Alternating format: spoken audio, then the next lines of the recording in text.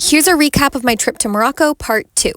We drove from Essaouira to Marrakesh to check into our second Airbnb, which was right in the Medina. So it was really convenient to walk to all of the restaurants and attractions within the Medina or even just outside of it. Most of the places in Marrakesh, known as riads, they have these courtyards opening up in the middle, which was so nice because we always got sunshine to the main areas. On the main level, it was for living and dining. The second level were all of the bedrooms, and then the third level was the rooftop. And there was also this cute little pool to dip in for the hot days. We immediately went for lunch and then to Dar el Baka looking for coffee, but we ended up walking around because the coffee shop was closed, but the area was beautiful.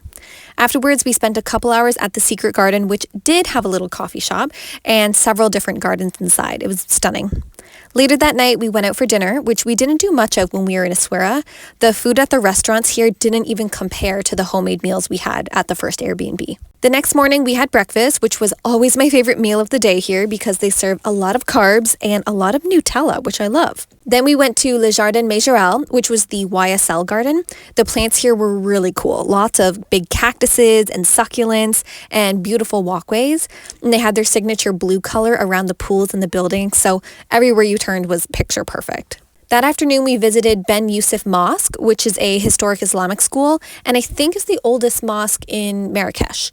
You could walk around these famous attractions for hours because the tile work here in Morocco is incredible. There's so much detail put into all of these buildings. That night, we went for dinner at Le Jardin, which was a beautiful restaurant, but sadly, I didn't get any videos of it. The following day, we walked around the main square and got a fresh squeezed juice.